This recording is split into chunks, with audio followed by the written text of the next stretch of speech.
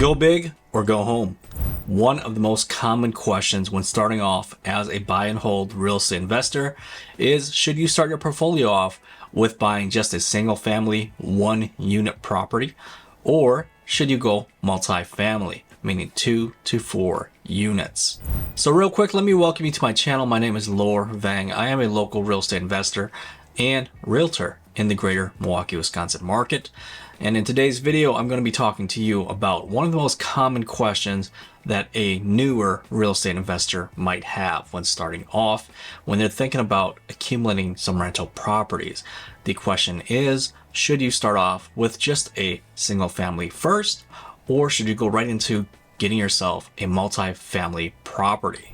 So there are definitely some pros and cons on each type of property, depending which way you want to start. But let me preface this by saying there is no wrong answer, no wrong place for you to start. The most important thing is for you to just get started.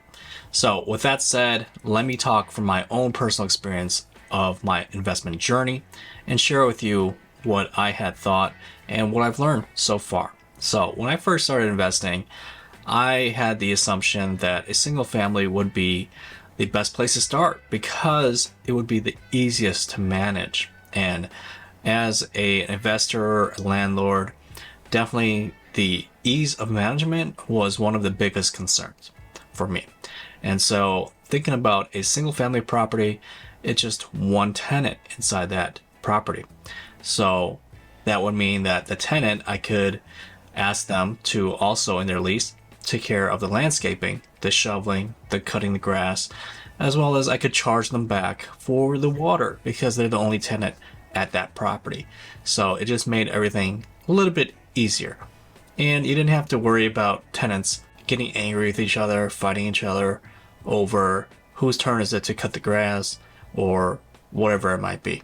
Now, I also thought that a single family home, if I had that and I rented out to a tenant, they might possibly take better care of that home because they're the only tenant there. So hopefully they would treat it more like their own home, so less wear and tear potentially. And I found that to be true in some cases and some not to be true, which I won't go into much detail about. Other things are on the financing side of things. A single family property is less money out of pocket. So when you're going to apply for a loan, the lender only requires 15% down payment for a single family unit versus 25% for a multi-family unit. So the multi-family is going to cost you a little bit more out of pocket. Another potential positive about renting out single family homes is that your tenant might be more likely to stay there longer term. So that means less turnover for you. And one of the most detrimental things could be when you're an investor is that your property turns over too many times. So that means like if they move in and move out too many times, it could be a lot of cost for you to every time go in there and touch stuff up, possibly putting in new carpet every time, possibly repainting the place every single time. So those turnover costs can certainly eat up your profits. So by having a tenant that stays a little bit longer, so multiple years, 2, 3, possibly, even longer than that, I mean, that could potentially save you from having to do a lot of work at your property. Another benefit to investing in single family properties is that there are multiple exit strategies for you as an investor when you are ready to offload that property. So being a single family property, it attracts homeowners. And then if the homeowners are not interested as well, you could also advertise to other investors. And so that is a bigger buyer pool for you versus a multifamily unit where it's a little bit less desirable for a typical homeowner because some homeowners may not want to buy a multifamily unit property. And this leads us into our next benefit, that when it comes time to sell, single family properties typically appreciate more than a multifamily unit property. So sometimes you will see, depending on the area, of course, in the neighborhood, sometimes a multifamily unit property will sell for the same amount as a single family property. So the appreciation for a single family property is more commonly higher. So that is definitely a plus as well. So everything we've talked about sounds good so far. So what are the negatives of investing in a single family home versus a multifamily unit? So as we mentioned earlier, if a single family unit is as expensive or even possibly more expensive than a multifamily unit, well then what about the cash flow? So the cash flow could be potentially less in a single family unit because you only have one unit producing income for you versus multiple units producing income for you.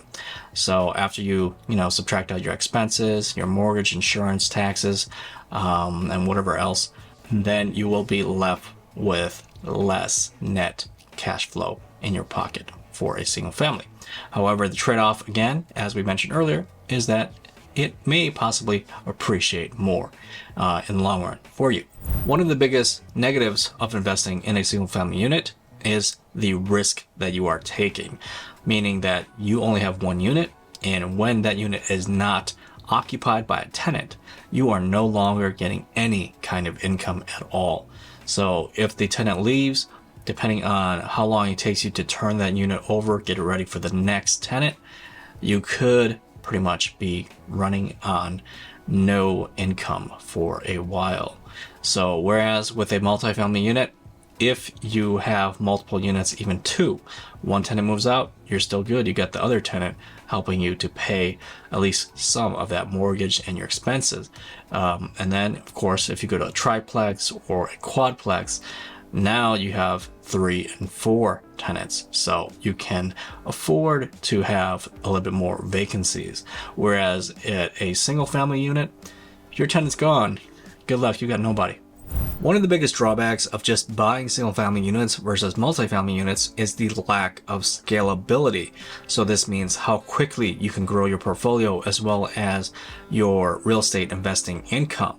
So when you're just buying single family units over and over and over, and you're going 1 unit, 2 unit, 3 unit, 4 unit, well, imagine if you were able to buy multifamily units. So now you're going from 2 units, so a duplex plus another duplex plus another duplex, and then potentially a fourplex added in there, triplex added in there. Well, the scale, the amount of doors that you own can grow significantly when you're investing in multifamily versus just sticking to single family over and over and over. So of course you can scale, you can grow your portfolio much bigger through multifamily in a smaller amount of time.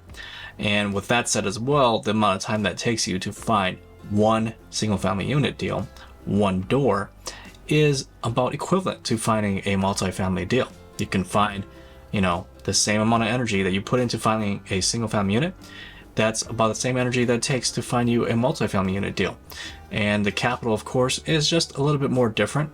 So in the long run, a multifamily unit is going to be better for you in terms of growth and impact to your portfolio and your income. So along those lines, from the financing standpoint, each person is only allowed 10 conventional loans. And once you've maxed out, then you are done. So imagine if you bought 10 single families with your 10 conventional loans. Now you've only hit 10 units. But instead of doing that, let's imagine you bought 10 fourplexes. Well, now your 10 loans have got you 40 units. So as you can see, that scale difference is huge. And along with the ease of maintenance part, if you have all your units under one roof, when that roof needs to be replaced, you're only replacing one roof. Granted, it may be a little bit bigger, so it's going to cost you a little bit more than a single family. However, still, there's the ease of maintenance now. And even when you're a repair guy or you go out to do certain maintenance, everything is in one building, one location. So you save time from driving and money potentially if you're hiring other handymen to go out and fix your properties. They only have to go to one property location versus heading out to, 3, 4 different single family locations or however many that you own. So that's also a benefit.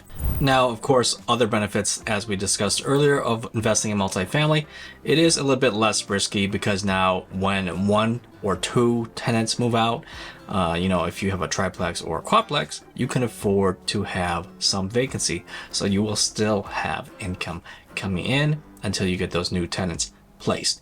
So definitely from that standpoint, multifamily is a little bit safer. But of course, sometimes your appreciation is not as good with a multifamily unit. And then of course your exit strategies, essentially most of your end user buyers are going to be other investors. So there's less of a buyer pool. But you know, if you live in a investor heavy market, then you shouldn't really have much problems offloading your property to other investors. Other drawbacks that we mentioned earlier is that the length of stay for tenants at a multifamily unit could possibly be a lot shorter versus a single family unit.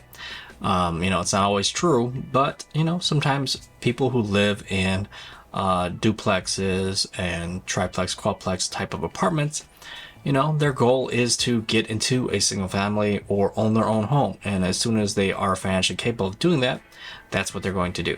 So the turnover could be a little bit more frequent in a multifamily situation. So that could work in your benefit or disadvantage, because I mean, if the market is always shifting and increasing in rents anyways, well, when you are moving tenants in and out, you could also bump up your rents as you go. You know, some landlords are pretty bad at keeping up with market rate rents because they don't want to rock the boat with their good tenants, right? So they want to keep the good tenants to stay, and they don't want to mess up the relationship by bumping up the rents to market rate, which eventually can bite them in the butt because later their rents are going to be way under market value. And then of course the other disadvantage possibly is that when you're managing multiple tenants within the same walls of a house, well, potentially there is that potential for where the tenants, you know, may not get along, and so there may be some issues that come along. But you know, that's part of the game. You just can't predict, you know, what people do, and that's not something you can control, right? So if you have bad tenants, then maybe the best idea is to get rid of them as soon as you can, and get better tenants in there that are, you know, more level-headed and have more common sense and more respect for one another versus a problem tenant. So it's just one of those necessary things that comes along with being a real estate investor at the end of the day. So these are the pros and cons of investing in a single family versus a multifamily unit. So as you can see, there's really no right or wrong answer. There's no clear-cut decision here on which way you need to go. And it really all depends on your investment goals for you and what your comfort level is. So whether you can handle one tenant under one roof or whether you can handle multiple tenants under one roof. And keep in mind, if you are a true investor, you're going to pass this off. You're going to run it as a business. You're going to run it through a property manager. You're going to have your property manager help you to be that buffer for you between your tenants and yourself, so that you don't have to be the bad cop, so that you have a property manager who is, you know, professional and runs it like a business for you. Of course, there is some fees involved with that, and in a future video I will make some pros and cons about whether you should self-manage or hire a property manager. So hopefully this video was of value to you, and if you liked it, please give me a thumbs up, subscribe, and hit the bell alert to be notified of future videos just like this one. And I will see you in the next video. Thank you for watching.